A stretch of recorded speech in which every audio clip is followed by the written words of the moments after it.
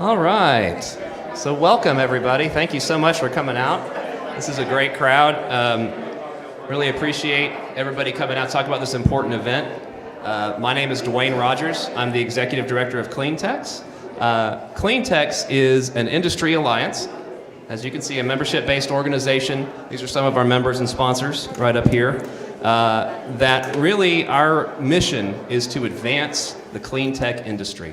A lot of our members are companies. We also have a lot of members who are individuals. And we regularly hold events like this to talk about renewable energy, clean technology, Internet of Things, electrification of transportation, the water energy nexus, and climate change. So we really were excited to have this event this evening, and we have three wonderful partner organizations here who are going to speak.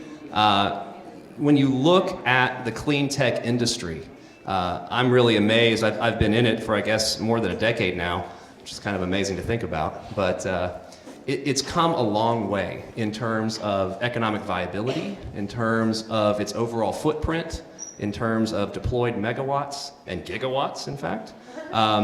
I can't remember if Texas was its own country, which of course we all like to believe that it is, what number it would be, but I think it's somewhere between 4th and 7th in the world in installed wind energy capacity. And that, of course, we had 0 in about 1995. So we've come a long way. We've also come a long way from the standpoint of economics in the industry, and we've come a long way from the recognition of the importance of the issue of climate change. In fact, I think it's fair to say that at its heart, this industry exists because of citizens' concerns about climate change. So we wanted to talk about that, particularly in the current climate. I think a lot of the action on climate change is going to occur at the grassroots level, at the municipal level. But we want to discuss the grassroots, the federal, and even what the city of Austin itself is doing. So to that end, we have three great organizations. The Austin EcoNetwork is going to talk about, and they're going to be our first speaker, Amy Stansbury, is going to discuss a civics kind of 101 workshop. How can you get engaged? Who do you contact? What do you do if you want to make a difference on this issue, or frankly others as well? We're also going to have Zack Ballmer from the Office of Sustainability of the City of Austin to talk about what are the strategies the city is employing, not only to prevent climate change from reaching dangerous levels, but also to mitigate the effects of climate change, which we're already beginning to see and which will unfortunately probably accelerate in the coming years. And then finally, we're going to have Mike Thompson here from Citizens Climate Lobby. They have a very innovative, nonpartisan approach at the federal level to coming to consensus and achieving a rational policy to address climate change from an economic and a policy standpoint. And that is called carbon fee and dividend, and Mike will tell you more about that when he comes up to speak. So I guess I will leave it there. Again, from our standpoint, thanks again so much for coming out. If you are interested in any of these wonderful organizations, please feel free to sign up on the sign-up sheet. We would love for you to sign up for our various newsletters. I promise that we will not spam you. And we would love to see all of you get engaged with all these organizations at various levels. So with that, let me see if my clicker's working. There it goes. Where is it? Keep going. One more. There we go. All right, so our first speaker, as I mentioned, is Amy Stansbury. She's from the Austin EcoNetwork, and she's also co-host of Shades of Green Environmental Talk Radio, which I've been on a couple of times and really enjoyed. Thanks, Amy. So let me turn it over to her to talk about Civics 101. Thank you, Amy.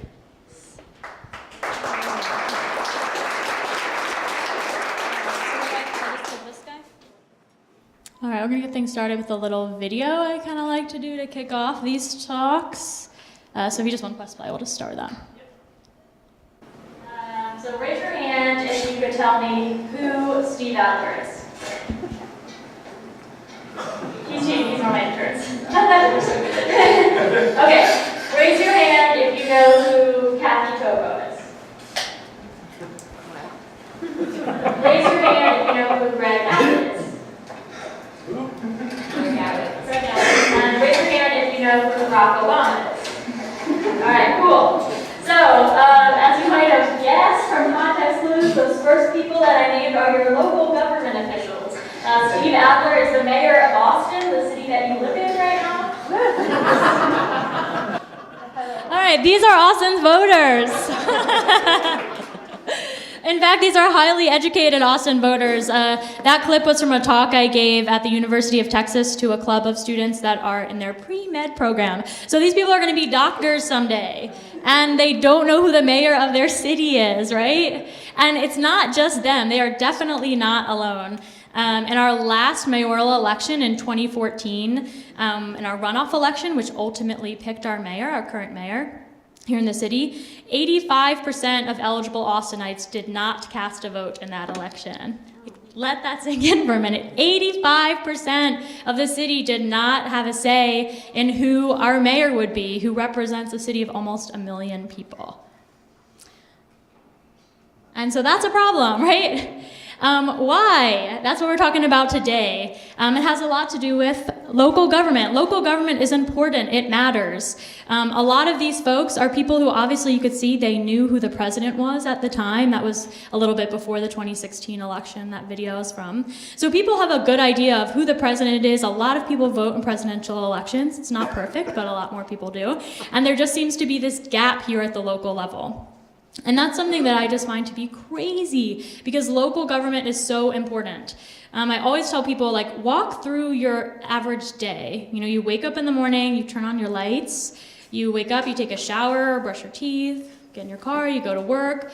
All of these things are dictated by local government. Here in Austin, you know, when you turn on that light, where that electricity comes from is dictated by your local government. Very important to our conversation today. If that electricity is coming from solar or wind or natural gas, those decisions are made by your local government. That water that you turn on, the source of the water, if we have a consistent supply or not. You probably hear what's going on in South Africa. They have problems with big cities running out of water. Those are things that your local government is in charge of ensuring you always have access to that supply. Transportation, I'm sure a lot of people complain about traffic as they were getting in here. That is a big thing your local government's in charge of. And even where you live, local government has a big impact on the affordability of the home you live in, what type of home you live in, if you're able to afford to buy it or you have to rent it. And so these are things that really affect your day-to-day life, and local government is directly in charge of them. And the other thing is, local government is a really good way to start to solve big global problems right in your own backyard and slowly begin to chip away at them. So that is so key to what we're talking about today, right? Climate change is this big, huge, scary international issue, and for a lot of folks, you start to get in this whirlwind where you click on a bunch of articles on Facebook and your head is spinning and you're like, I can never do anything about this. But locally, we actually have a lot of say in local climate change policies that have an impact far beyond our borders.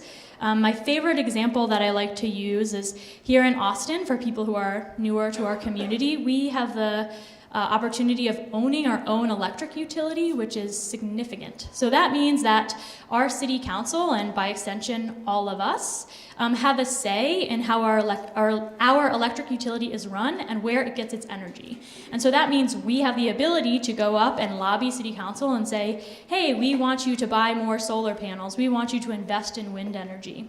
That's an opportunity that a lot of cities don't have. And so here in Austin, that effort has been really strong lately, and the city has made some very massive utility scale solar purchases. And I like to say that is really due to the effort of maybe 100 core environmentalists here in the city of Austin. I see some of them in the room tonight that spend time every week calling their city council person, showing up at city council meetings, being dogged about that. And because of those people really participating, today, Austin Energy alone is responsible for 39% of all of the utility scale solar installed in the entire state of Texas. Wow. That's huge, and that's because of you guys, right? That is because of some of the people in this room. That's because of activists who make sure that city council never forgets that this is important to them. So there's a big opportunity at the local level to have a big impact and to actually see the impact that you don't always get at a national level when things kind of disappear and you never see them again. Okay, so hopefully now you're kind of feeling the idea of getting involved in local government. That's important. So I always like to give people, especially in this short period of time we have, 3 key things you should know to start and get engaged in this process. Some of you guys are a little bit more experts than others, but we'll kind of start things basic so everyone kind of get on the same page. So 3 things you should know.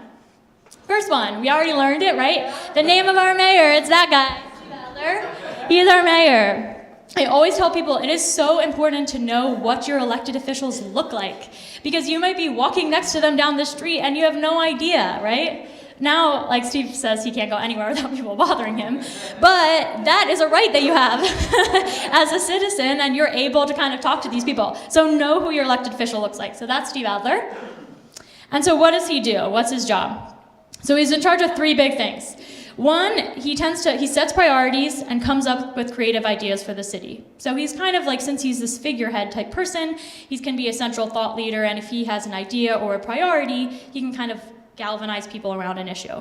So for example, he recently tackled the idea of veteran homelessness, recognized that's a big issue in Austin, and said this is going to be a priority for the city, brought together community groups and nonprofit organizations and some grant funding, and said we're going to tackle veteran homelessness. So he can kind of do some of those things.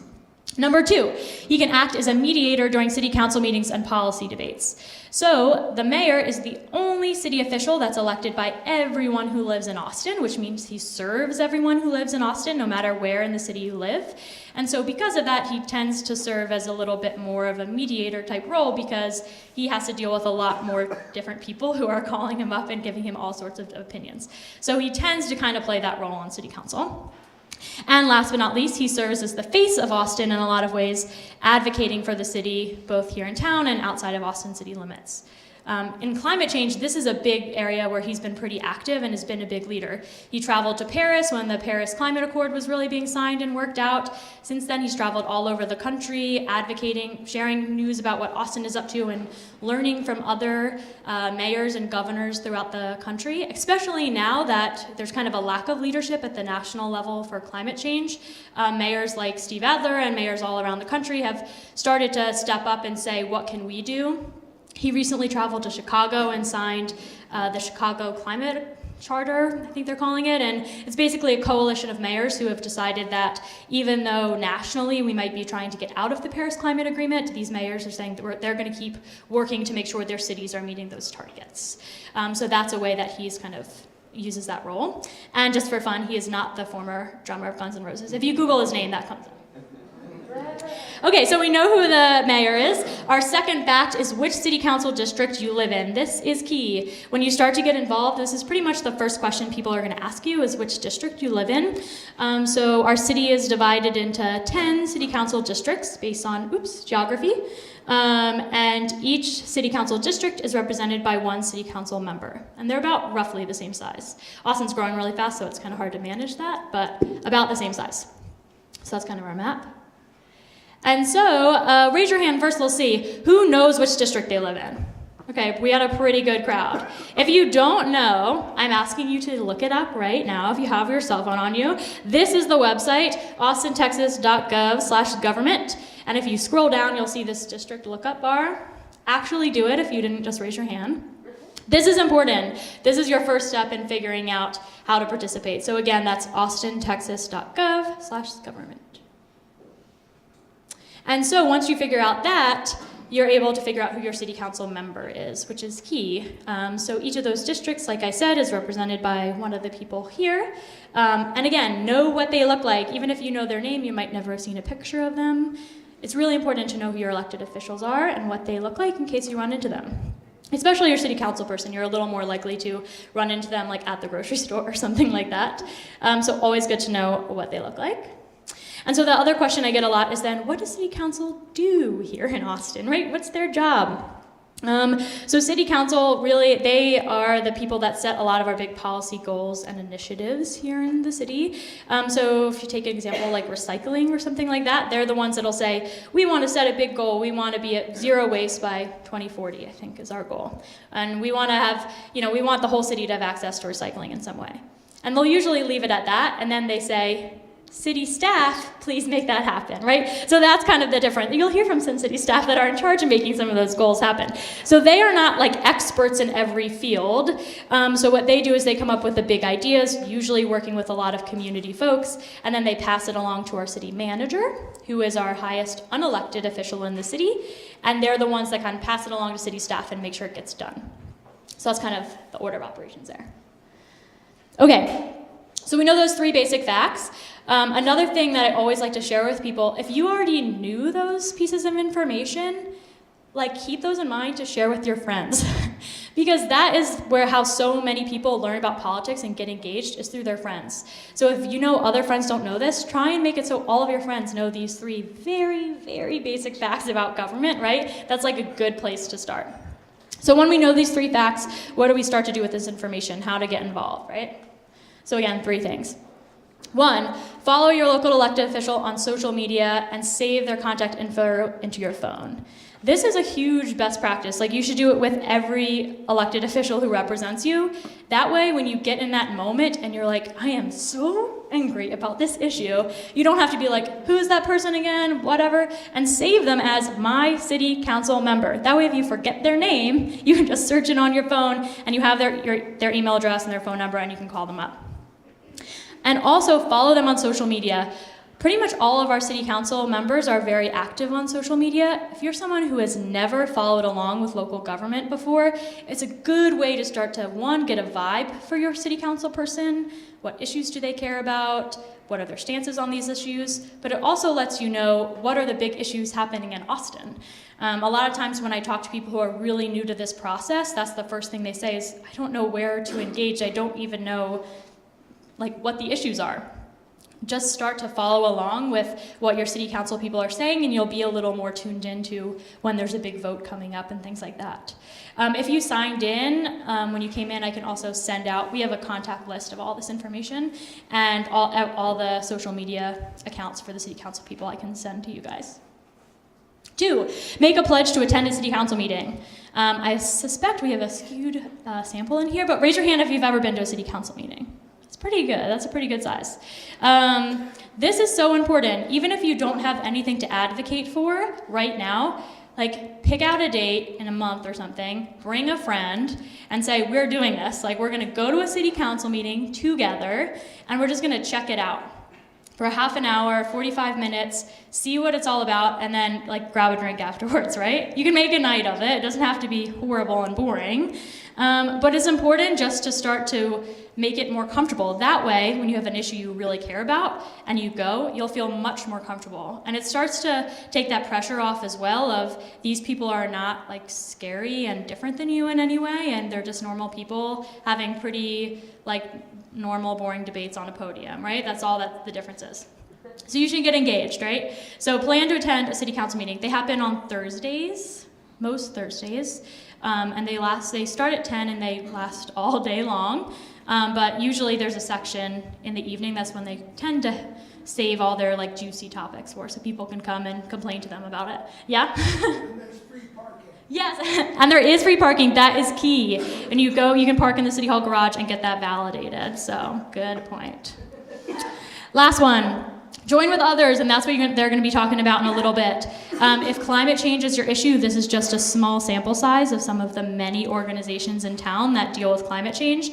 These advocates are the experts. They're the ones that really know how to get things passed through City Council, how to get things done, and they are happy to share their knowledge with other volunteers, right? So these groups are the ones that are the most active in Austin around climate change. There's many more.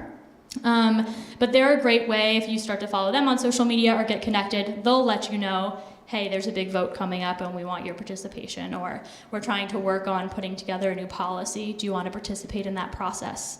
Especially at the local level, there are a lot of opportunities for individuals to really create some of those policies and come up with the ideas themselves. You don't always have to be that passive person on the other side who's voting yes or no on a policy and calling in to your city council person. You can drive that policy. You can say, hey, I wish Austin had a plan or a program for this, and then you can try and get that through.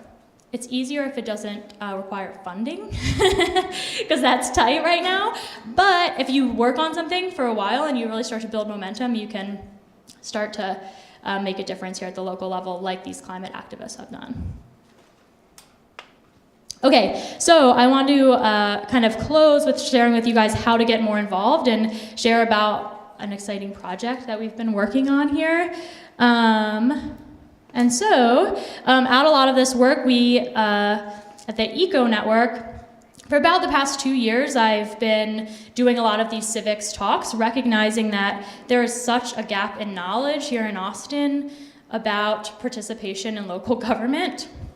I can't tell you how many times I'm out, with my friends and mention something about the government. They have no idea who the mayor is or any of this, right? So I started to think, how can we educate more people about how to get involved in local government, especially all these new people who are moving to our community? And so the idea for this book project was born. I've been working on it for the past year with a group of local artists. The idea is to make it fun. It looks like a zine. It comes with stickers and pencils. It's for adults to learn and get educated. It looks like it's for kids, but it's for adults. It's supposed to be fun. And it's kind of a project we spun off of the Austin EcoNetwork in order to reach all different people, so not just eco people, but anyone that's interested in getting involved in local government. Got a few. If you see me after, I've got a few examples if you want to flip through it, but this is the book there. And the whole idea is to really get as many people as possible knowledgeable about these issues. It's so key, especially if you want to make a change in your local community and get involved. And our mission is really to bring civics to be more at the core of the culture in Austin. So bringing in artists and imagining a space where you could just be out to dinner with your friends and pop over to City Hall real quick and then continue about your day. And they know where City Hall is. That's another key fact, right? So in order to do this, this is my little plug. We are launching a Kickstarter campaign at the end of February in order to do a mass print run of these books and try and print them for as inexpensively as possible, because our goal is to get as many of these books out in the hands of people as possible. Our goal is to distribute 5,000 by June. So that's kind of our goal. I'm going to share this link out with people, but this is how you can sign up to get an email when that goes live. And anyone who donates to the campaign gets a book. So that's the idea. We want to start working with high schools aged kids as well, and donating to local high schools, so that way that next generation of voters who are about to be given that invitation to vote can get engaged and participate. I think that's a huge one. When you're in school, you take a driver's ed class before you get your ID, your license. And so much now in school, and civics has dropped, you don't learn anything before you're given the right to vote, right? So that's so key, is letting people know and get that knowledge early. So that's kind of our latest campaign. And if you want to learn more, those are the social media handles and websites and things like that, which again, we can, I'm sure, share out to folks. And then, last but not least, EcoNetwork. If you're specifically really interested in climate change and things like that going on, we publish a weekly newsletter that's really designed for people that are really involved or have never participated in the process before. We try and keep it really simple. This is a big vote going on in City Hall. These are kind of the issues that people are debating, and this is how you show up or participate, as well as events like these and things like that going on in the community. So that's kind of the overall gist. Am I good on time? All right, perfect. Thank you guys so much, and I'm sure afterwards, if you have any questions or anything like that, we can get into it.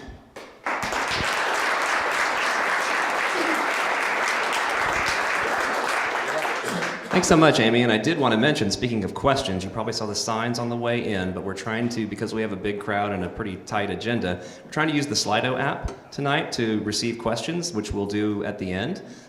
We are event number R430. If you download the app, did I get that right? R430? Go to the website, www.slidm.com, if you don't want to download the app. Yep, okay, great. Another thing to mention is that the slides will be available on the CleanTX website, which is cleantx.org/blog, is where you'll be able to find all the slides from this evening. So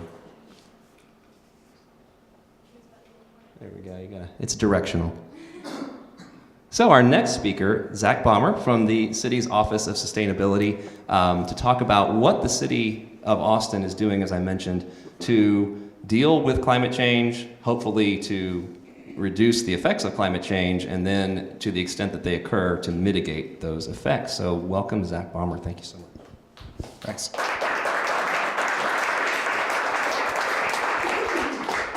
And I only have one outfit. I wear that every day. It's a blue shirt, it's a coat, it's always. I have one pair of clothes. Wear it on the weekend. Wear it on the weekend? Yeah, well, you have to wash it though. So thanks for having me. And thank you for the introduction to civics and all the details about local government. You know, I've worked at the city for 6 years. Prior to working at the city of Austin, I think knew, I voted and knew who the mayor was and stuff like that. But I had no idea how much could be accomplished with local government and how much, especially on big issues like climate change, how much influence that small groups of motivated people can have when they work with their elected officials and really participate and contribute. So I'm sort of a living example of the stuff that Amy's talking about. Okay, so I'm going to talk about greenhouse gas emissions and the City of Austin's commitments and our goals and things that we're working on. And then I'm going to talk a little bit about climate resilience and adapting to future impacts of climate change that scientists tell us are already happening and are going to happen even more. And then finally, I'm going to talk a little bit about our outreach and kind of like behind the scenes on how our office thinks about outreach and the kind of things that we do as they sort of connect to citizens.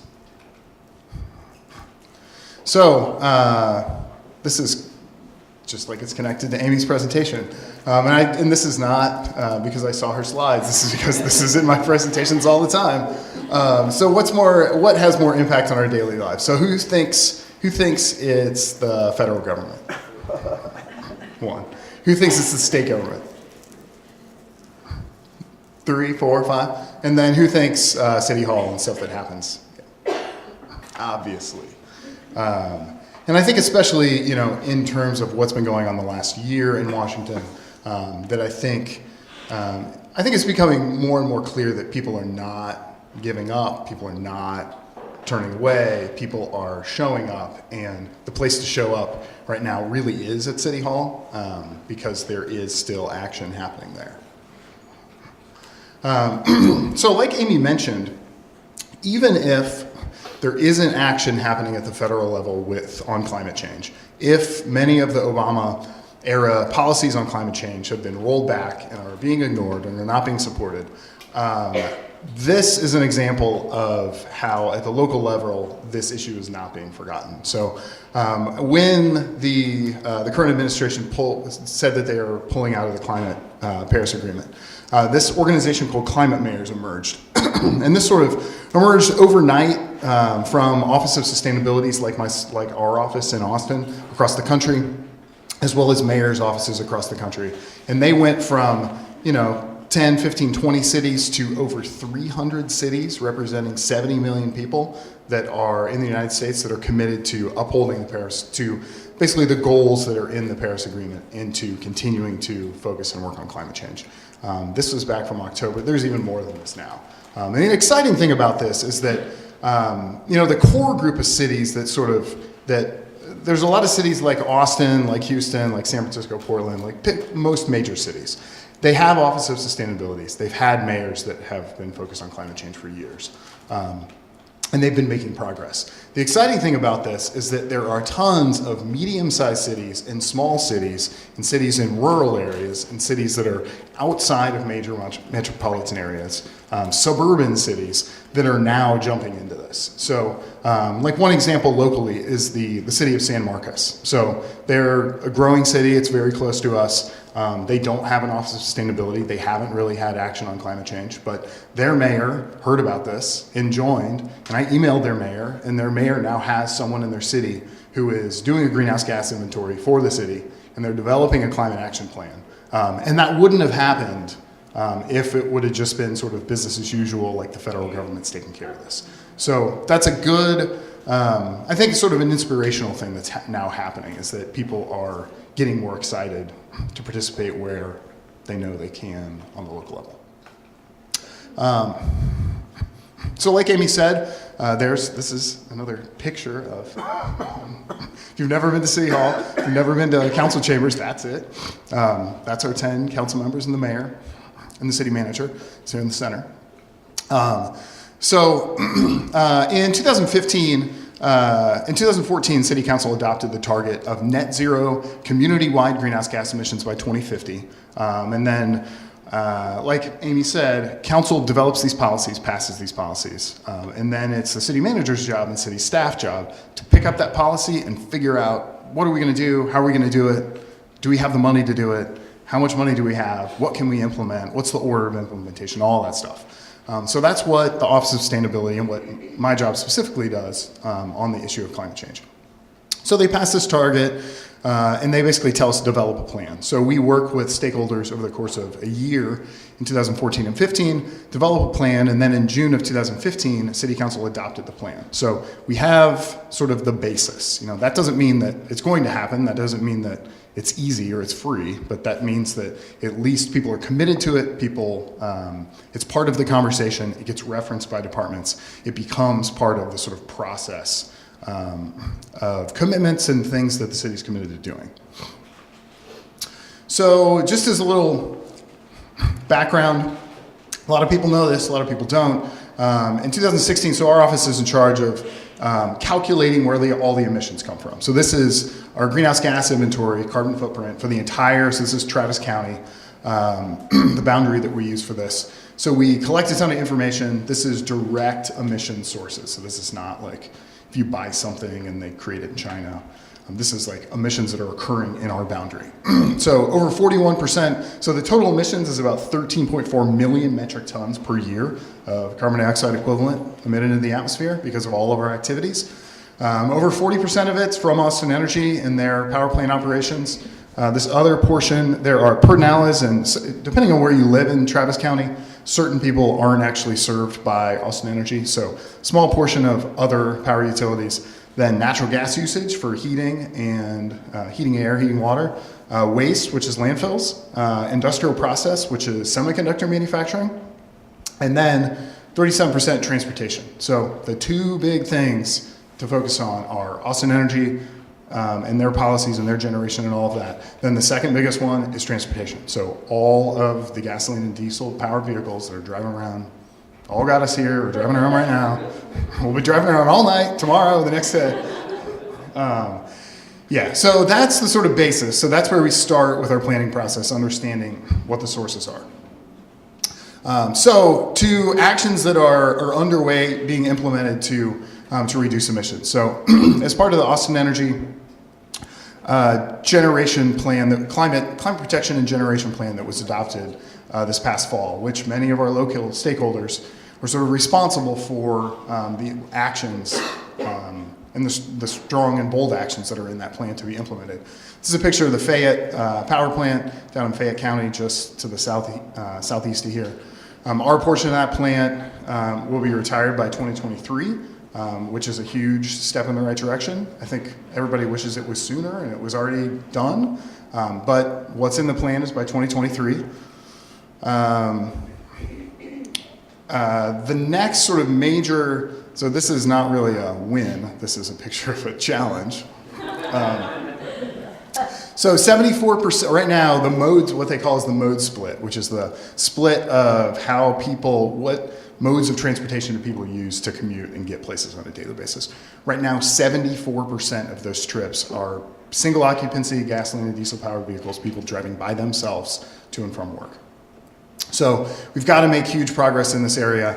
Our office has been doing a lot of analysis on actions that are being implemented and priority of actions and how, after the Austin Energy Generation Plan is basically implemented, how the focus really has to be on transportation. It has to be on being successful in either getting people out of gasoline and diesel-powered vehicles by being on public transportation or walking or biking or just not taking a trip, or getting people into electric vehicles, battery-powered electric vehicles that are powered by our low-carbon Austin Energy power. So back to the Austin Energy stuff. This was the goal that was passed this past fall, 65% renewable energy by 2027. I think in the next year or two we'll be to 50%, and that's of all of the electricity throughout, like the total amount of energy that's delivered throughout the whole year. So 65% by 2027. Nuclear isn't everybody's favorite thing, but if you add on nuclear, it's 90% carbon-free power by 2027, which is huge and is further ahead than many cities in the United States. Many cities, like Amy said, don't have any control of their power utility and are in constant fights with their power utility to get anything done. And in Austin, small groups of strong-willed, environmentally minded people work with our council and our mayor and our utility and get this sort of thing done. Another part of that target is 200 megawatts of local solar by 2027. So that's another thing that's being implemented. A lot of progress has already been made in that area. Right now, we have more than 600 level 2 charging points for electric vehicles in the city of Austin. So these are through Austin Energy's Plug In Everywhere campaign. This is a picture of Electric Drive, which is just like right over there. There's a DC fast charge station there. The big thing Austin Energy is doing in the coming next few years are focusing on DC fast charging, so putting in multiple DC fast charging ports across the city, which enables more charging. Like I said earlier on transportation, last year there were 590,000 bike trips that were sort of estimated that were taken. The city of Austin has a strong bike master plan, but it takes funding, and it takes city council to prioritize that funding to get public works to build things like protected bikeways, modified designs of streets. The city's doing a lot in this area. This is one where people really have to step up and participate, but and it also doesn't work for everyone. And on waste, we have the target of zero waste by 2040. So even though waste is a relatively small part of our direct emissions, recycling and composting and properly managing landfills does have a huge impact, especially when you start thinking more globally than just in the Austin area. Okay, so switching over to resilience. So it was interesting when I started this job back in 2011, really the conversation was just about greenhouse gas emissions. And I think for the longest time, not the longest time, but in the sort of late 2000s, like 2005 to 2010, 12, the focus really was on reduce emissions at all costs, and we will just avoid climate change altogether, and everything will be great. But then I think, as climate researchers started doing more and more modeling, as they started modeling how much carbon had been put into the atmosphere, and as they started modeling that emission rates aren't dropping dramatically, the emission rates are still sort of at their highest point globally. Climate scientists, like the one that we've worked with most is Catherine Hayhoe from Texas Tech University.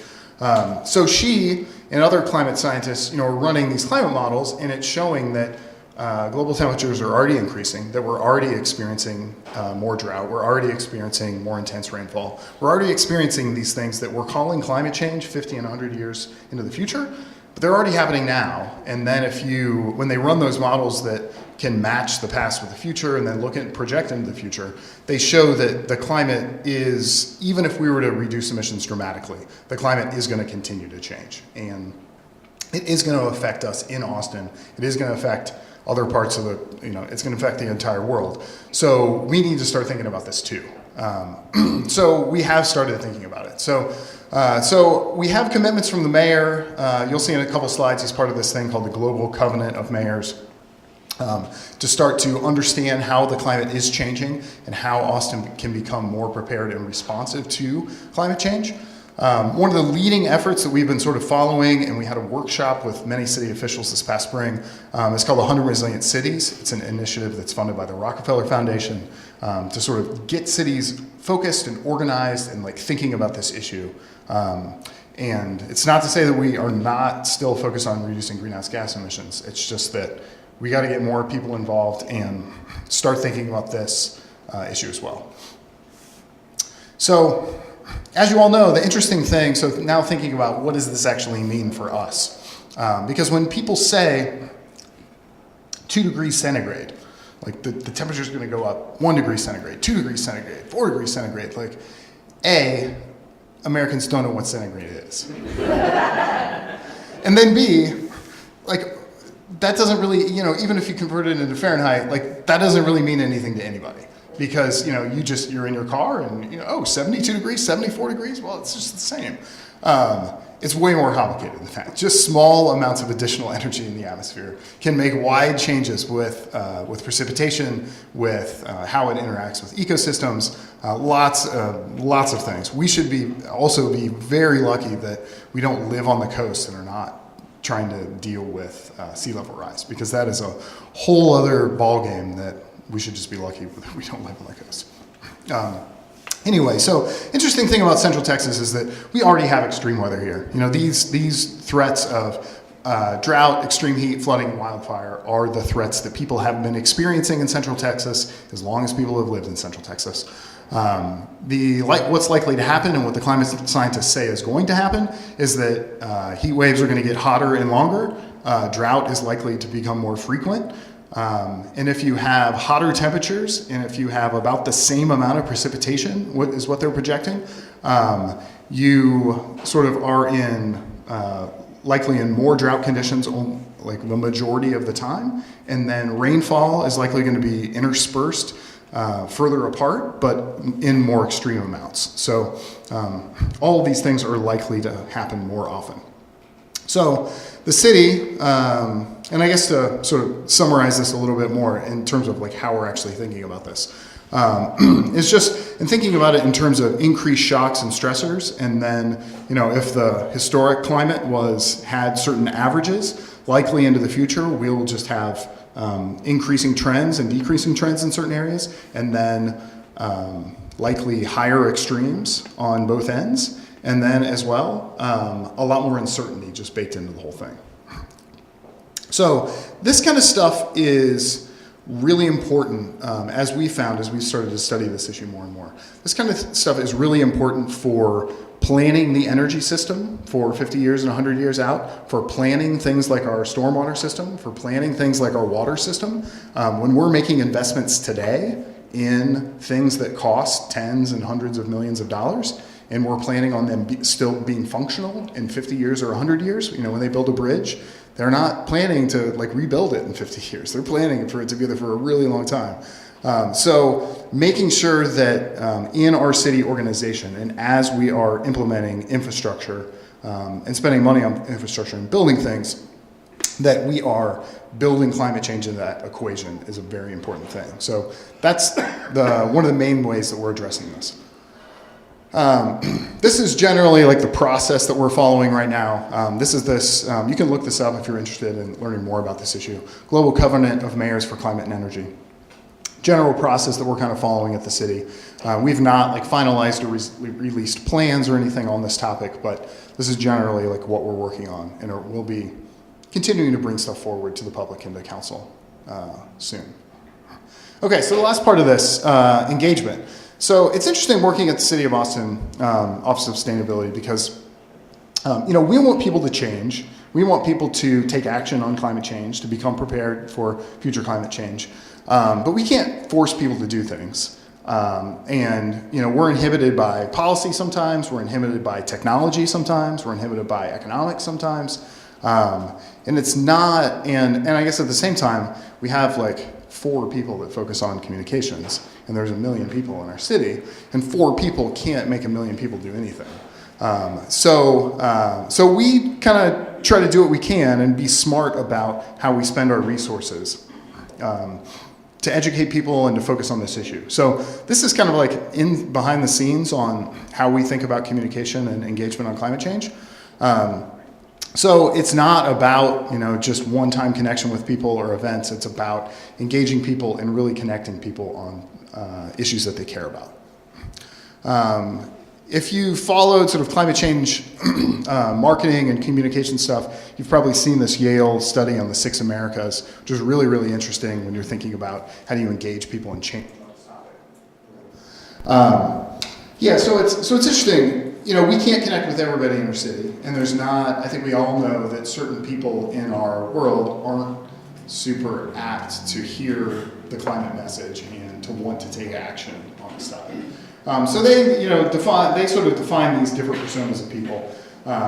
These are sort of the three that we've taken the 6 and broke it down to these 3. Alarmed and concerned people in the issue of climate change, that's probably everybody in this room. Like, you know that it's real, you're willing to take action. You will do things that are not necessarily in your best interest because you really care about climate change.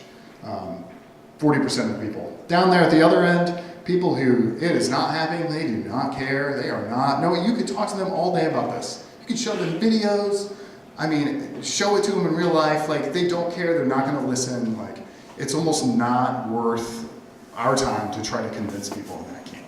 So we try to focus on these people who aren't quite sure that if the threat is immediate or not, they're not quite sure if their personal actions matter, but they are likely to take action because it's better safe than sorry, as long as it's not going to be too hard. So we try to focus on that sort of middle of folks, sort of average people that aren't really engaged in this issue every day, understanding how they can take action that benefits them, that benefits their family, and will benefit the planet. You guys have probably seen this as well. This is from the New York Times. There was all of this polling data that they did across the country, like county by county, on attitudes about climate change. It's interesting, the statewide average for people who at least are somewhat worried about global warming, it's greater than 50% of people in the state of Texas care about this and believe that something's happening. So it's not just Austin, it's not just like this, that doesn't look like I guess the colors are flipped, but it doesn't look like voting. We've done some work on local opinions. So this is local opinions through the study that we did with KXAN TV station last year. So can individual actions alleviate the worst effects of climate change? So the overwhelming majority, I guess except for high school people in high school, is that we can have an impact. So people, just as these are real Austinites.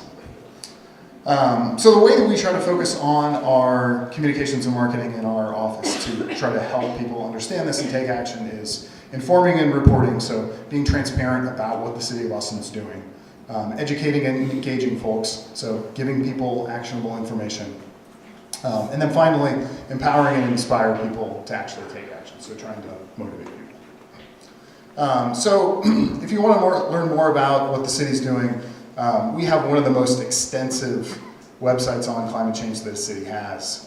There's videos, there's tip sheets, there's really detailed stuff to really general stuff. So no matter what your level of interest in the issue, this is all very accessible information on the topic. Most of the stuff is in Spanish as well. We have done a good amount of work with we try to kind of hit people at all levels as well. Like these are white papers, really sort of detailed stuff that we've engaged people from the community on writing, sort of heavy op-ed kind of stuff. And then on the right, we have a very active Facebook situation where we connect a lot with the Austin EcoNetwork and just try to keep information out there in front of people. Like I said, there's tons of tip sheets. This is an interesting way that we did this a couple of years ago, was we created like different levels of action. So if you're brand new to this and you know nothing about what should I do about climate change, there's something super simple. Whereas if you're advanced and been thinking about this stuff for a long time, there's really detailed ones. This is probably one of the most inspirational things that I think that we've done is Net Zero Heroes. So we find people in the community who we have some people in the crowd that are here this week. We try to find people in Austin that are taking the actions in their daily lives as part of what they do. These people are not superheroes. These are just average people in our city that if everyone in our city acted like them, we would be able to get there. So it doesn't take superheroes. It doesn't take millions of dollars. It just takes being committed and caring and participating. I'm confident that we're going to get there. So, okay. Thank you very much.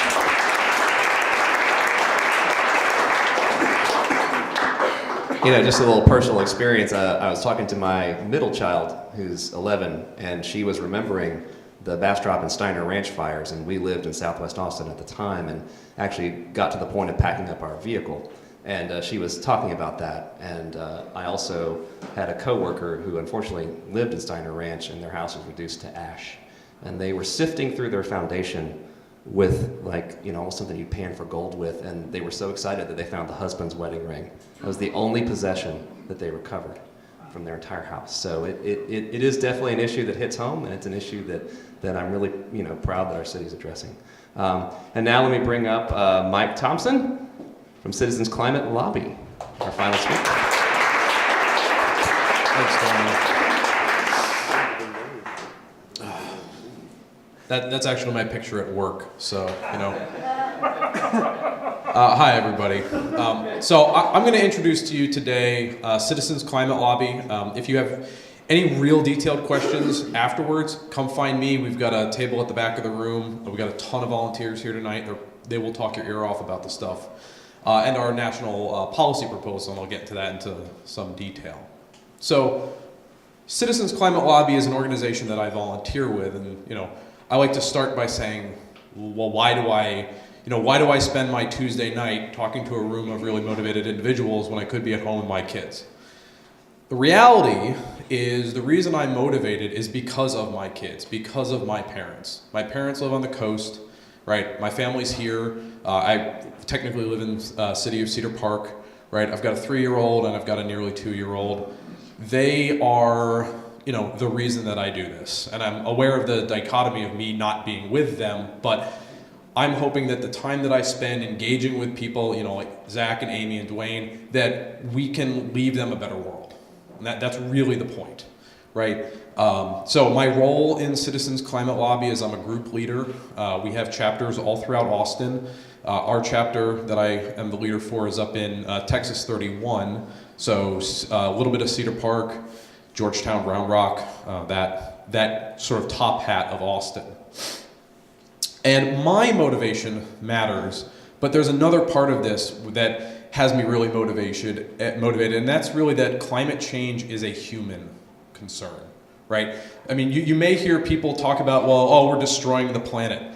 I hate to break it to you, but it's gonna live long past us, right? I mean, after we're dead and gone, the planet will be kicking just fine. So yeah, this is selfish, right? I like what we've built as a society. I want it to continue. You know, I really like having running water and electricity, and I can sleep in on Saturdays, and, you know, I can go to H-E-B or Whole Foods and get my food. I don't have to hunt it. That's kind of a big thing, right? We've come a long way, and I really don't want us to roll back. And, you know, that sounds a little doom and gloom, but depending on who you talk to, those are, you know, some of the, you know, worst case projections. Now, I'm not here to be an alarmist, because that's not helpful, right? That's a great way to shut down the conversation. But what I really wanted to do is paint the picture that this is not just an individual concern, it's not just a city concern, it's not just a national concern, it is a human concern. So I'll get into why Citizens Climate Lobby sort of works to that, and how we work to that, and how our national policy sort of helps drive a more global approach. So who exactly is Citizens Climate Lobby? So we have a single vision, and that's a livable world, right? I just talked about how the fact that, you know, we have this wonderful society that we've built, and it's, you know, I'd like to see it continue.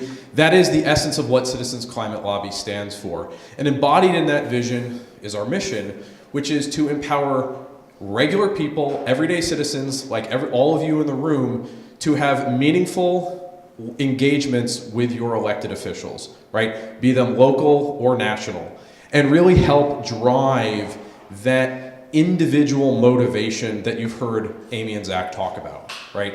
You are empowered, and you do have a voice. And that's what Citizens Climate Lobby has enabled me to have. I've been a volunteer with them for 11 months, right? So they're a really good group if you're looking to get motivated, and climate change is a particular motivating topic for you. I recommend checking us out. It's not for everyone, but it's clearly something that resonated with me. There we go. So here's some overall facts about the way the group is organized. So we are actually an international organization. The bulk of our membership is here in the United States. It's where we started. But we do have people overseas. We've got people in Canada, Australia, some in Europe. So, we're trying to champion the cause globally, and the policy that I'll share with you is being championed in those other countries as well. And there's a really good reason to make America first, and it'll make itself clear when we get to that policy. We're also nonpartisan, and that's a very important aspect of how we organize and how we do outreach. Climate change is not a red and blue issue. It's not a progressive versus conservative issue. The weather doesn't care what your political standing is or what your ideology is. And the reality is, if we're going to make any difference, we have to talk to everybody, right? So whether you're red or blue, white and black, up or down, left and right, doesn't matter, right? We all need to have a voice in the conversation, because with more voices, we will find better solutions. And that will hopefully become clear towards the end of the slide, that there are people on all sides that want to see action on this issue. We are a nonprofit, so we have that tax status. The way we organize is we are singularly focused on our national policy, which is called carbon fee and dividend, which I'll introduce in a moment. But what that has allowed us to do as an organization is have a consistent message through the 10 years that this organization has been around. It means that when we go to talk to elected representatives, in our context as a CCL volunteer, they know what we stand for, and we don't have to rehash, the purpose, the mission every single time. And then lastly, and certainly not least, is how we engage with everybody, but mostly elected representatives. We lead with respect and appreciation, right? That's if you go through any of our training, they'll say the first thing that you do, is you thank them for your time, and you open with something that you appreciate them. Like Zack, I appreciate his role in the Office of Sustainability, right? By showing that you have a reasonable understanding of what that person does and how their actions have benefited you or others. That opens the door in a meaningful way, and it allows everyone to come to a basic "we are human" understanding from which you can begin the conversation. So what is this carbon fee and dividend thing? Well, it's really broken out into three main policy points. It's a three-legged stool, as I like to describe it. So the first point is you put a price on carbon. Why would you do that? Well, because that's the thing we want less of. You make something more expensive, people are going to try and avoid it. So by putting that price on carbon, and per our policy, it's a steadily rising price on carbon, we send a market signal. We send a signal to the market that says, hey, this is something we want less of, you figure it out. It's not a regulation. We're not saying solar is the way to go. We're not saying wind is the thing. We're not saying you have to do carbon capture. We're saying we just want less of this emission. Figure it out, right? It unleashes the market. It unleashes technology and industry to come up with the solution. It allows for innovation. And we think that's a critical element of the policy proposal. The second part is all of those funds that are collected through that price on carbon is returned equally to American households. So you get a check for $300, you get a check for $300, I get a check for $300. Now what does that mean? Well, if I bike to work, and Heather drives, and Zack has a Hummer, who has a better take home? Me. Because Zack's burning gas, Heather's burning gas, he's burning more of it. So that refund, that money that you get back, helps offset the rising cost of carbon, and it encourages people to begin to change their habits, right? Get solar panels, drive an electric vehicle, walk to work, whatever it is that you want to do, or just say, you know what, I don't care and I'm just going to keep burning gas, that's fine too. Here's a check. Everybody gets the same amount. And then the last thing, and this is really important, and this is why I think this has the ability to start a domino effect and why we, America, should be first in this, is a border adjustment. So what that means is goods that we produce here would have that fee refunded. So if it's 600 tons of carbon to build a car and we export them overseas, then you get that money back, manufacturer, right? So we stay competitive on the global stage. But then when we import from a country that doesn't have a policy like this, we levy a tariff. So if we start importing from China a bunch of stuff that's got a really heavy carbon footprint, where does that money go? Well, it doesn't go to the Chinese, it goes to us. That's pretty cool. That's money in my pocket, right? Just for doing, shopping at Walmart. That's pretty cool. So by instituting a policy like this, where you put a price on carbon, you give all the money back to citizens equally, and then you do those border adjustments, other countries are going to look at that and say, hey, why is our money going to them? Let's do it ourselves. And it has this domino effect where all the world starts applying this price on carbon, and we're off in a better position. Now, I'm happy to take any questions on this stuff towards the end. Yeah, sure. I'll go one question live. Okay. Do you think this connects with the Princeton wedges? In terms of the price on carbon and a carbon tax? Okay. Yeah, so let me follow up that towards it at the end, because there's another policy proposal that's similar to this that I kind of want to talk about. And if you want to take that offline, we absolutely could. So the question that I get asked most is how does this dividend thing work? Well, the easiest way to think of it is think about it as a Bush tax credit, right? Everyone just got a check. You didn't have to do anything. That's basically the mechanism of this. Government collects those fees. Those fees get spread out across all citizens, and you just get a check for doing nothing. And because of that steadily rising price on carbon, that check that you get actually goes up over time. And it goes up partially because of the rising price, but it doesn't go up dramatically because the difference between 10 and 20 years here is only about $100. That's because what has happened, and this is the point of the policy, is we've started to remove that carbon from our fossil fuel sources, from our consumption in daily life. So that point of putting that price on carbon accelerates stuff that's already going on. And that's an example from the study that we commissioned, that they found based on status quo, kind of no real innovation, no real changes, just doing more of what we already do. This actually would bring down the carbon emitted into the atmosphere more than the Clean Power Plan would have, and we would actually go dramatically below our 1990 levels. So we believe this is a very effective, fair policy. All right, so let's take a look at some stuff going on in national news, because I want to frame this in hopefully a positive context. All right, so who here has paid attention to renewable energy prices? I personally have solar on my house, right? So you've probably seen, even if you're not really paying attention, that the price of renewables are falling, and specifically in solar are falling dramatically.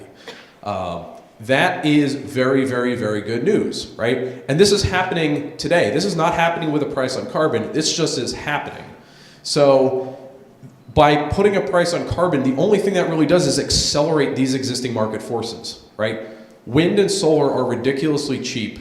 And once you build them, you're just getting that energy, right? There's all this latent energy that we're not capturing. And we are on the cusp of that being cheaper than fossil fuels across the board. In some cases, it's already cheaper, right? In some markets, in some environments. Rooftop solar is one of those things that's really, really good. I have that on my house, and I love it because I've basically pre-purchased energy for 25 years at about 5 cents a kilowatt hour, which is cheaper than you can get on the market. And the interesting thing about Texas is we have a lot of wind and we have a lot of emerging solar, but there's so much latent potential that we haven't tapped. With a policy like carbon fee and dividend, what that does is it pushes Texas to be a wind and energy leader in the United States and globally. I think it was Zack who said, if we were a country, we'd be the 4th or 5th largest wind. If we were under a carbon fee and dividend policy, that would only accelerate that leadership. So there's another organization out there called the Climate Leadership Council. So we're CCL, they're CLC, just to not be confusing. The interesting thing about them is they have a policy proposal extremely similar to ours. They happen to call it a carbon dividend. They took the word fee out of there, but the policy is the same.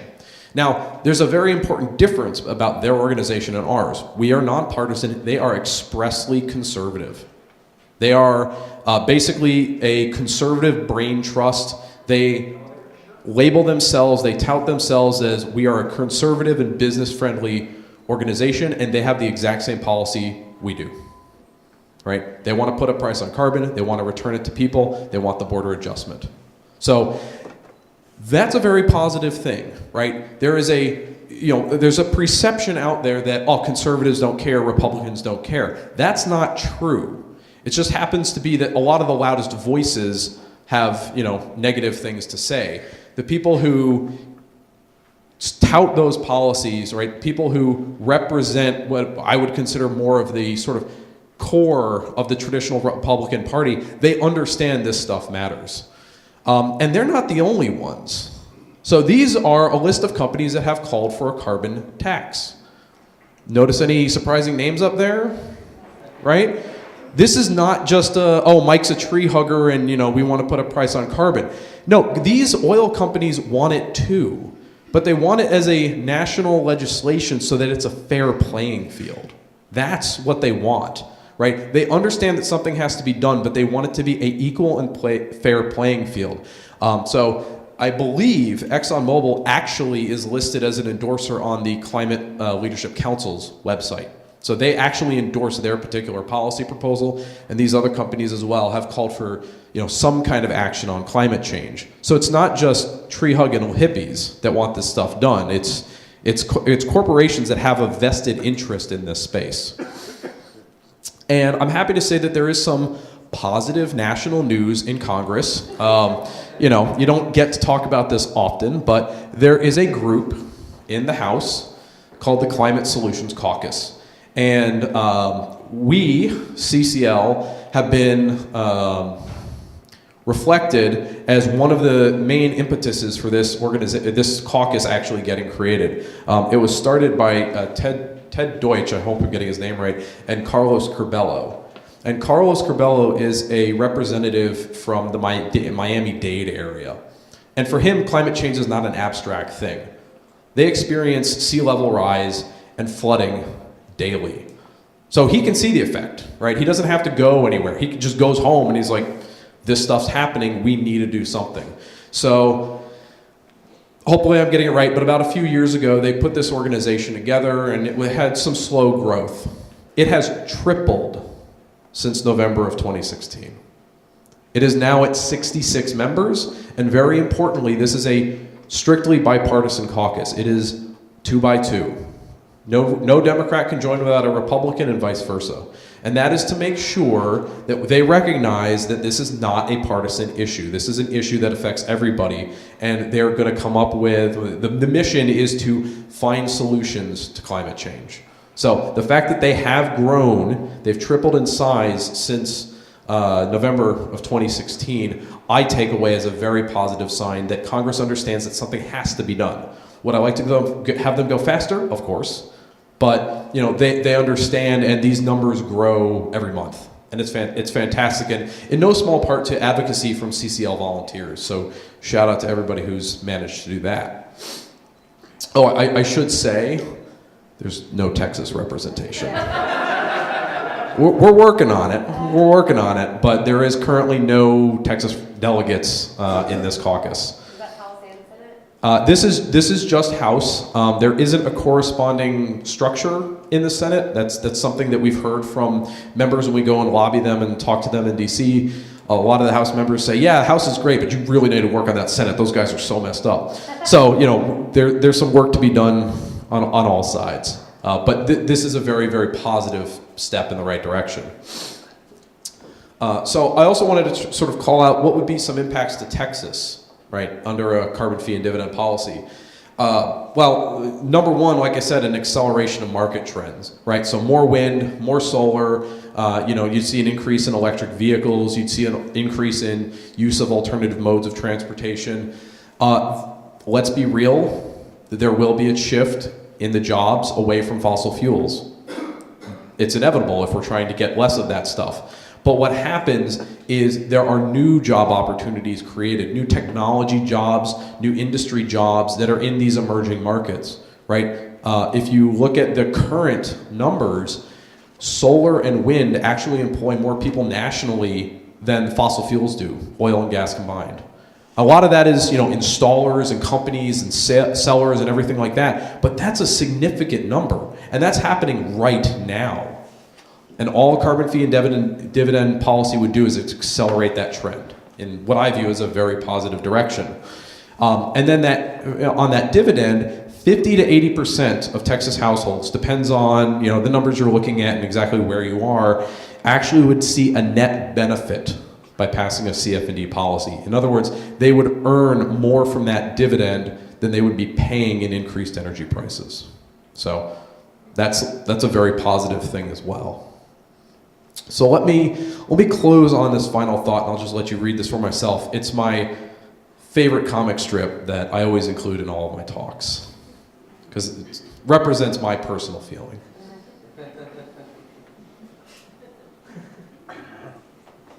So thank you very much for sticking around. I'm going to hand over to Dwayne, and we're going to go to a Q&A section. So thank you. Thank you, Mike. I really appreciate it.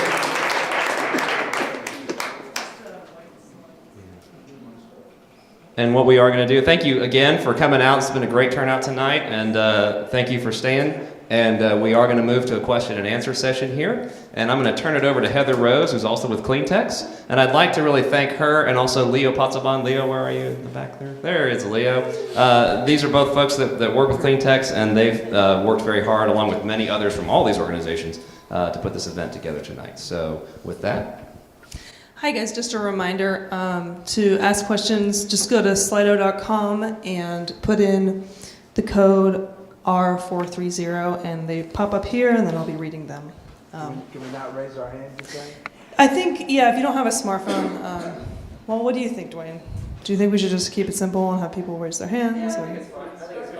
Let's start with the ones that were already asked and then we'll go ahead and raise hands.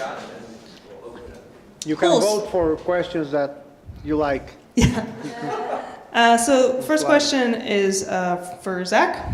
Has the city looked into alternative water sources such as atmospheric water generation for periods of extended drought? I do not know that specific, if they've looked at that specific technology. But there is the Austin Water is in the process of creating a 100-year water plan right now called Water Forward, and they are looking at all options on increasing conservation, looking at alternative sources, so that it certainly might be on the list. And another question is, how best to engage the people doubtful of the extent of consequences of climate change? I think this is probably for Amy and Zach. I'll chime in quickly. I mean, to a certain extent, I think that I agree with what Zach was saying, that if there's someone that is extremely adamant in one position, sometimes that's not a great use of time.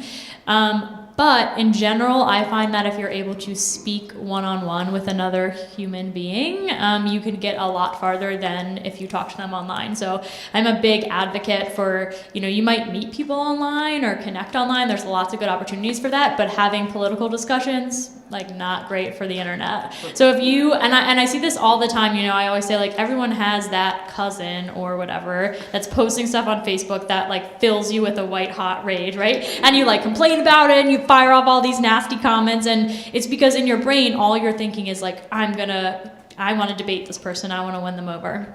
I think that's the opposite mentality. I always keep challenging people, if you know that person and if they are your cousin or your relative, call them and say, hey, do you want to grab coffee sometime and talk about this, and listen to them and ask them to do the same, as opposed to coming at it from I'm gonna win you over. And I think that can help a lot, just that person to person. Of course it's not gonna work for everyone, but I think you can get a lot further. There's one example I love to use, that Two Guys on Your Head podcast, if anyone listens to that here on KUT, and one of the guys on that told this great story the one time about how he wrote some op-ed in the paper about gun control and got horribly berated, and people like sent in all these nasty comments and were like, I want to debate you, blah, blah, blah.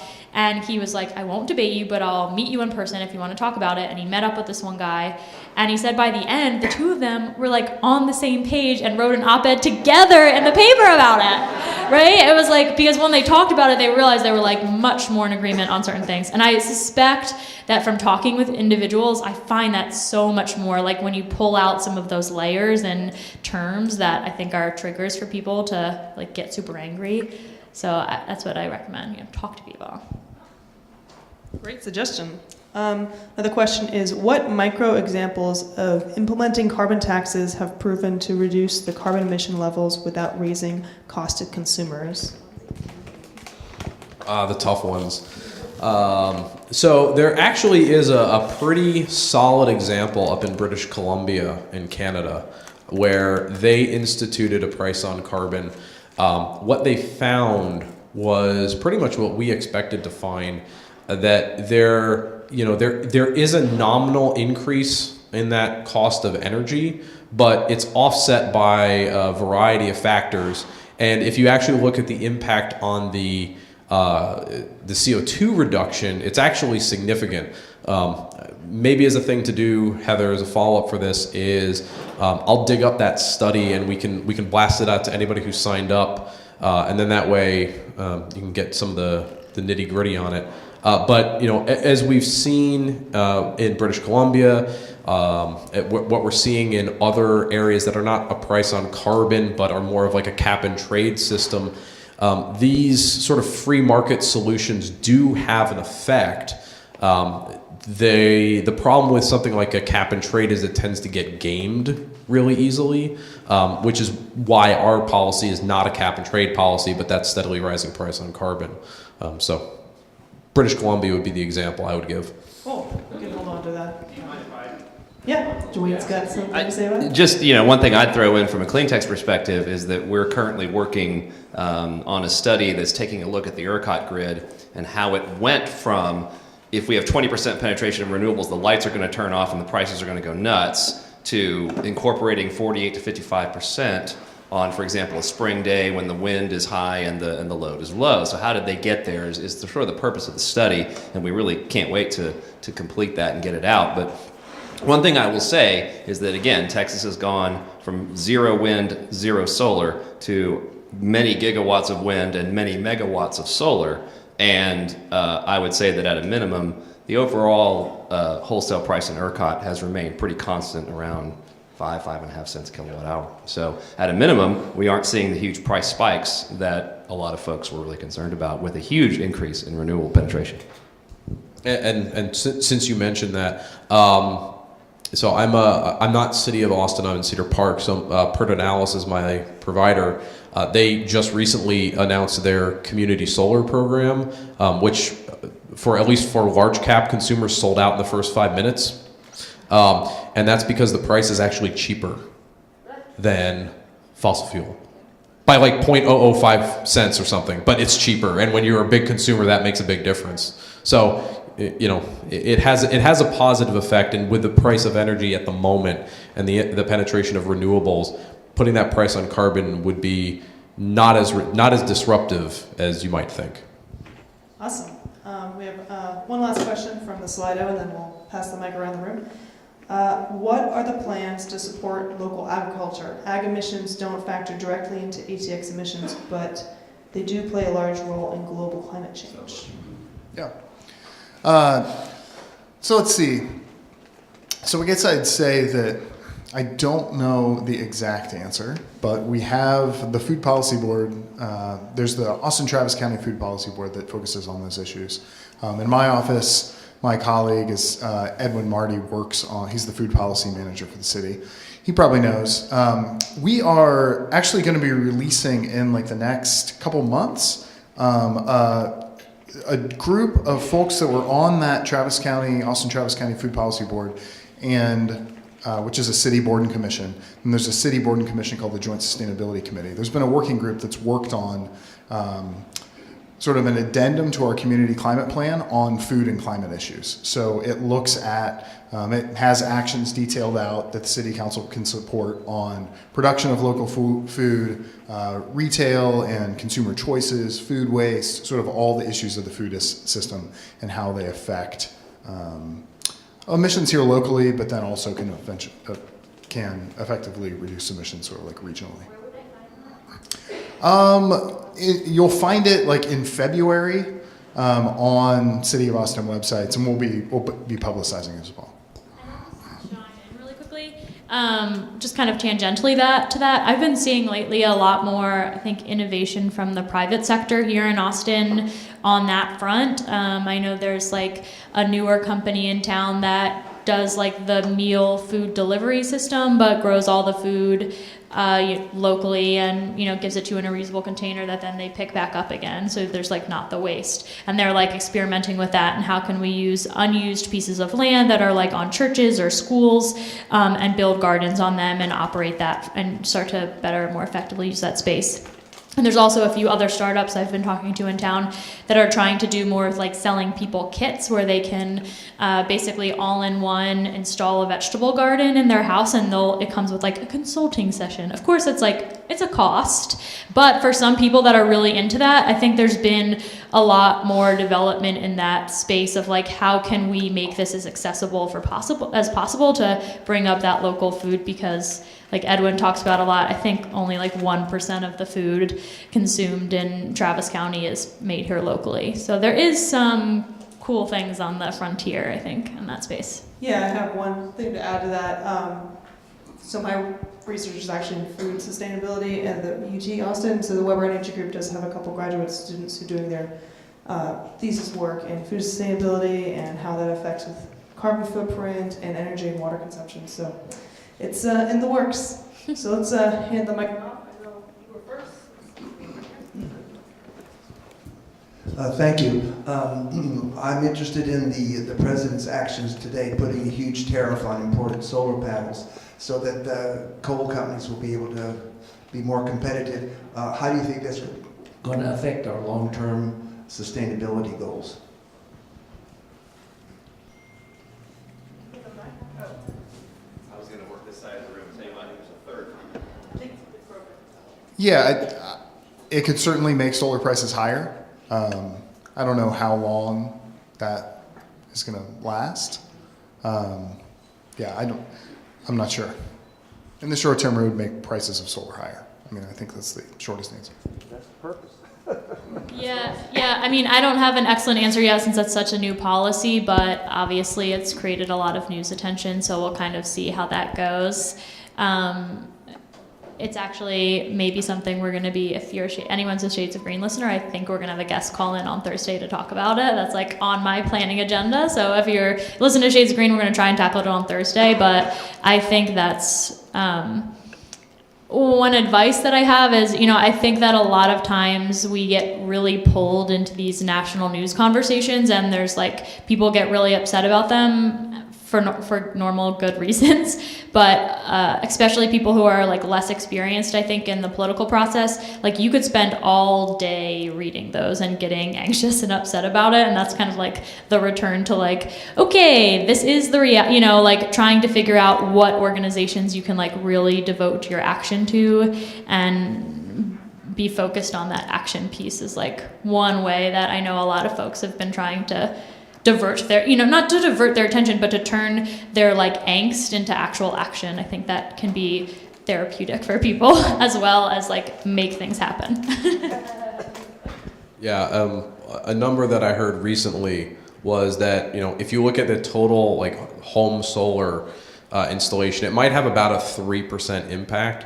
And the reason for that is because the fact that when you install solar, there's a significant amount of soft cost in there, right? The panels is one cost, but then you've got installation costs and people time and all those kinds of factors. So will it have an impact? Yes. Are people going to be fighting it? I'm sure they will, but it will have hopefully a near-term blip in the overall progress that we've seen in solar. But I think long-term, there's enough momentum in the market that while it'll be a challenge, I don't think it's going to tank it.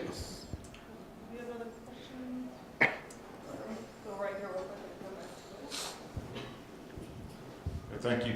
On that question there, it will affect your utility grade solar for that. A question for you, Zach, is what is the Austin Energy plans for home rebates for solar? Can you tell me that for 2018? Oh, I couldn't tell you the details, but I could tell you that last night at the Electric Utility Commission, which is one of these, Amy talked a lot about city council and city council members. The other way to really engage with like staff and a lot of like the details of actually what's happening is at the board and commission level. So there's electric utility commission that really detailed stuff from the utility comes in front of. And the solar energy manager made a presentation on that topic last night. So you could go to Electric Utility Commission, City of Austin, and the PDF of her presentation is there, and you can click on it and you can see the information. I'll just chime in on that. Like, I don't have specific numbers, but for people who are kind of newer to that space, in general, what has traditionally been done is like the city gives, the electric utility gives you a rebate as well as like a price for, you know, the solar you're producing. And you mentioned community solar. I just wanted to share that with folks that might not be aware. Austin just really started our first community solar program in a big way, which is pretty exciting.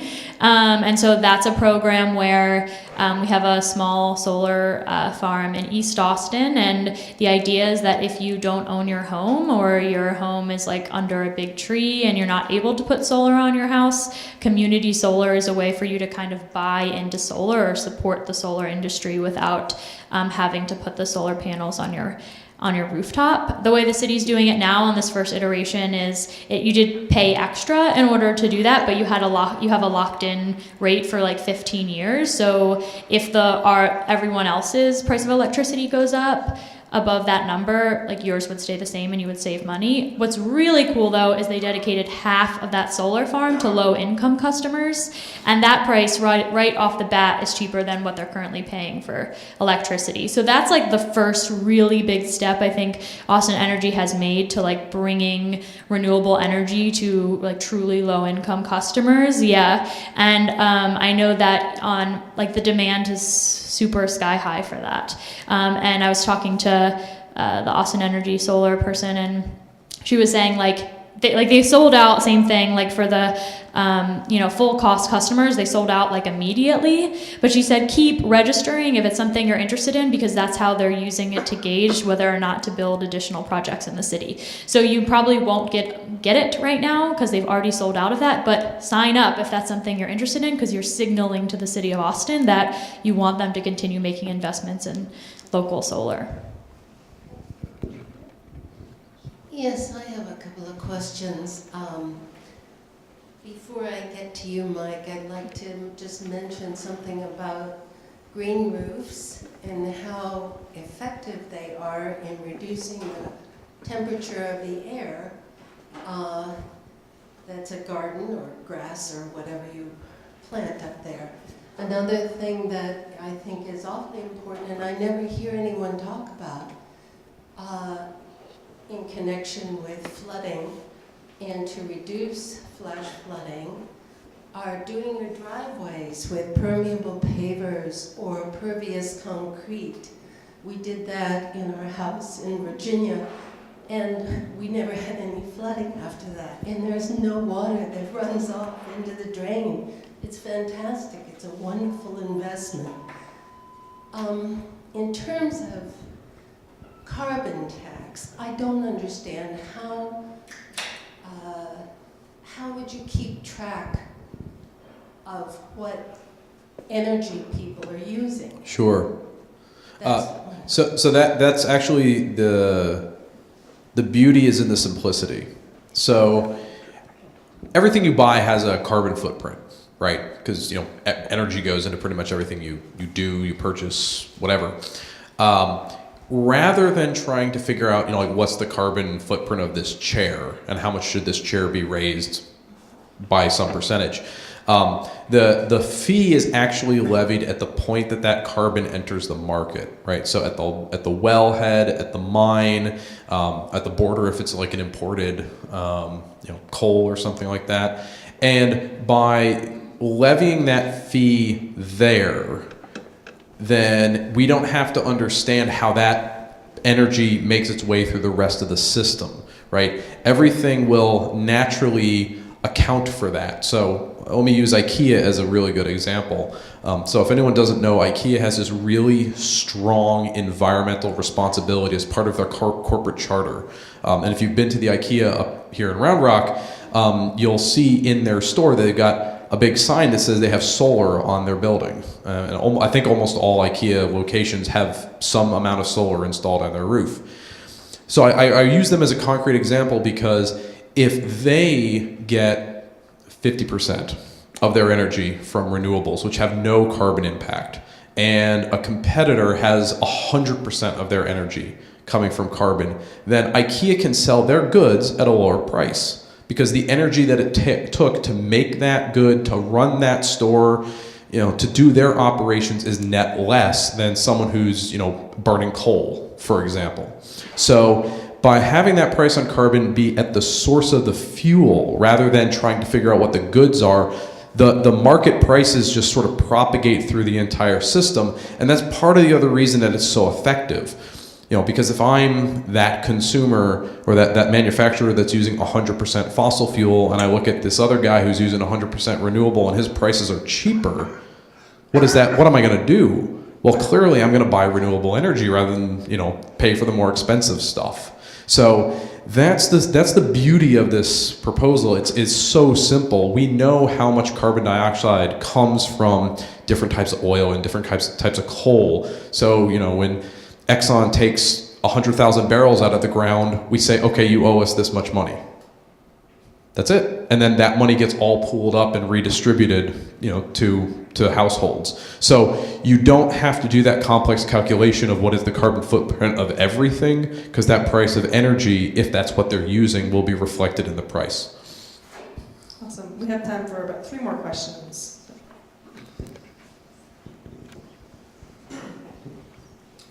Well, I'm sorry I got here pretty late, so I don't know if you say anything about this. But the Pentagon is aware that global warming is a threat to national security. But I'm not aware that the Pentagon, the U.S. military, has established any kind of policy or is doing anything at all to reduce their carbon emissions, and they are the largest in the world. Yes, yeah, they are the single largest consumer of fossil fuel on the planet.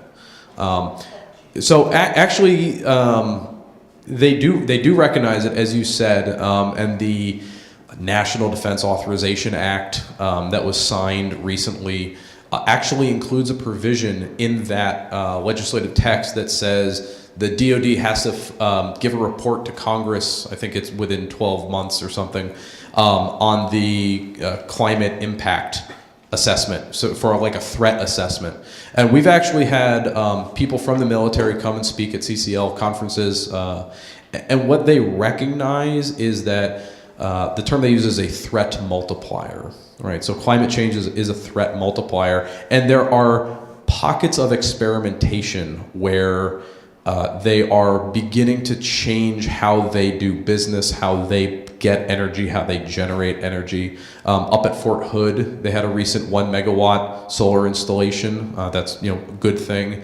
I was speaking with someone, I don't remember who it was, unfortunately, but what they were saying was that when they've started to use solar in deployments at like in Iraq or Afghanistan or something, what they realized was they can actually hear because they turned the generators off, and that grunting and moaning of the generator goes away, and all of a sudden you can actually hear your surroundings. So the DoD recognizes that climate change is a problem from a threat perspective. They recognize that doing something about it and getting their energy from alternative sources is the thing that they need to do. I'm not aware of any sort of DoD-wide policy or something that they have adopted, but there are pockets in the military, all the branches are doing various things to sort of push that agenda. And I think a bit of that is stymied by the fact that a lot of what the DoD does is sort of influenced by Congress and legislation. I was aware of some policy disagreement where I think it was in 2012, the DoD had sort of put together an attempt at a policy proposal for how they were going to change the way that they consume energy and the way they generate energy. And I think that actually got pushed back and got shot down, which is really unfortunate. But there is a recognition, in Congress and in the military that something has to be done, and there's pockets of movement. It's just not at a level that we need it to be at. And that's why we're encouraging everyone here today to speak up and have a voice.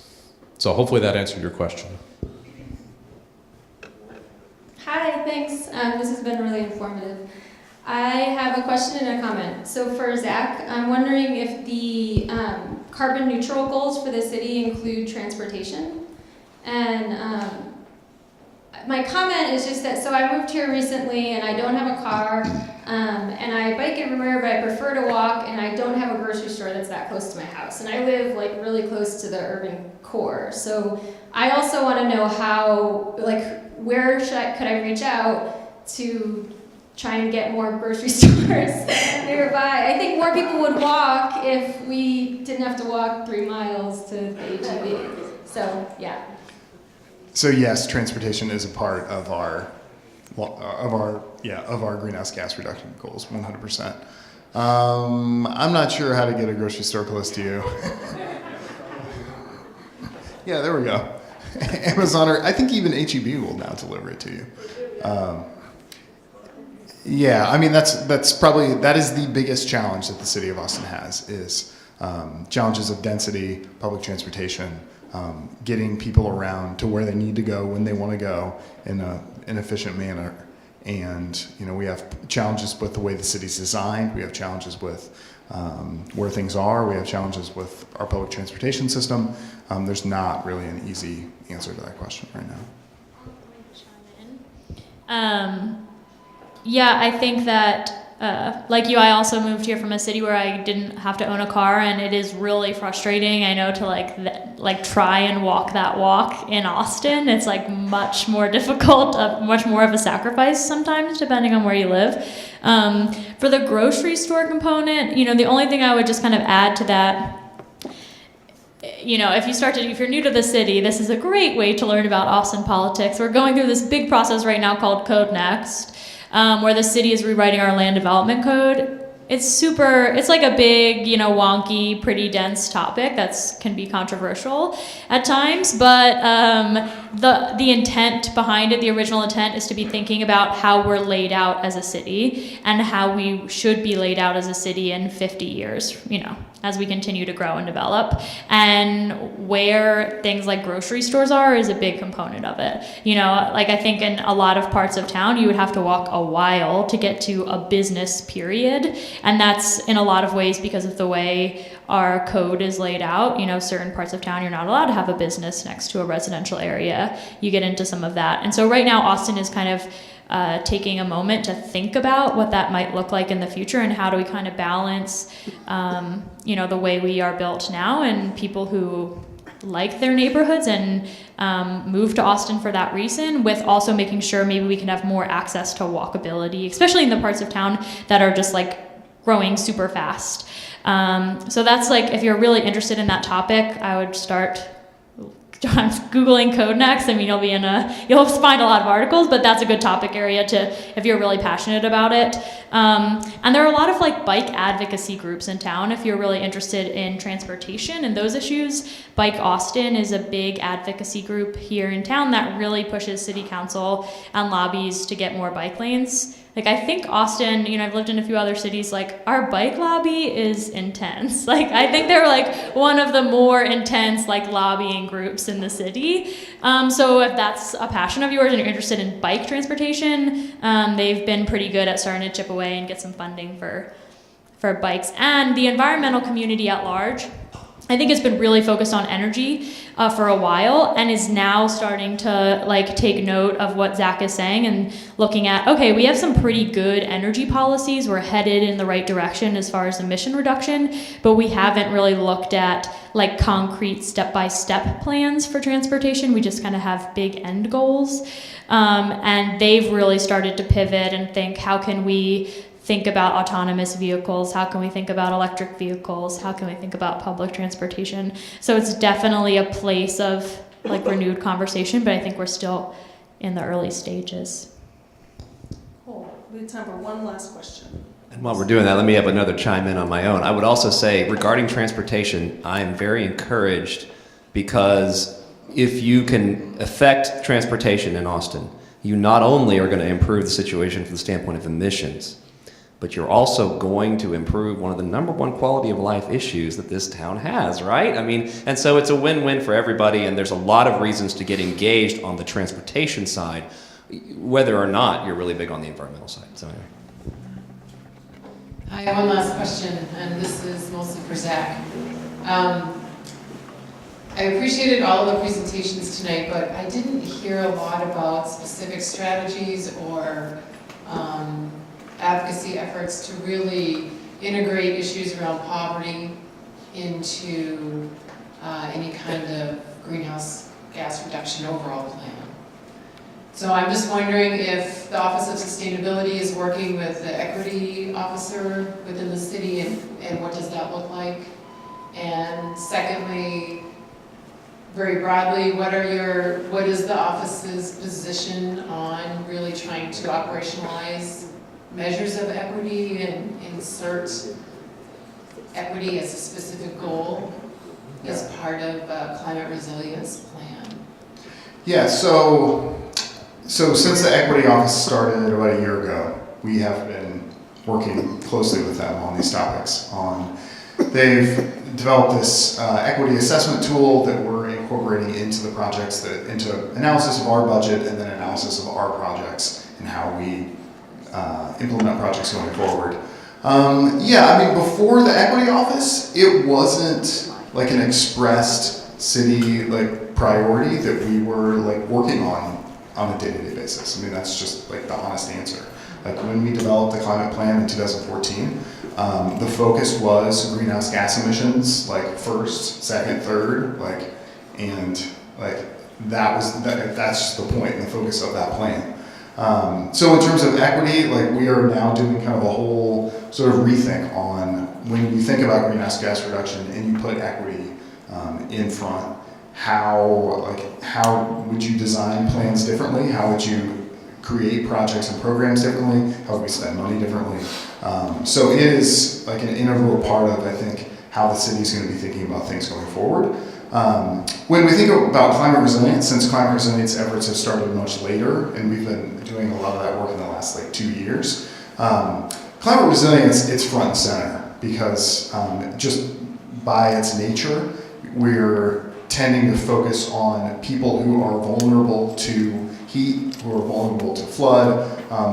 The people in our community who are most vulnerable to those things tend to be people of color and people who don't have a lot of resources. When we do social vulnerability mapping, when we figure out like where people in the city are most affected by these things, that's where the issue sort of naturally gravitates. So I think in the short term, there will be a lot more of the climate resilience conversation hand in hand with equity, and I think we need to have more focus as we go forward on the mitigation side. One small thing to add on that. So for that carbon fee and dividend policy, I mentioned we commissioned a study on that. What that study found was if you put that price on carbon, right, which is essentially a price on energy, or energy from fossil fuels, what that would do in terms of like the dividend payout, the top 1/5 of the sort of economic spectrum, they end up sort of taking a little bit of a hit to their pocketbook.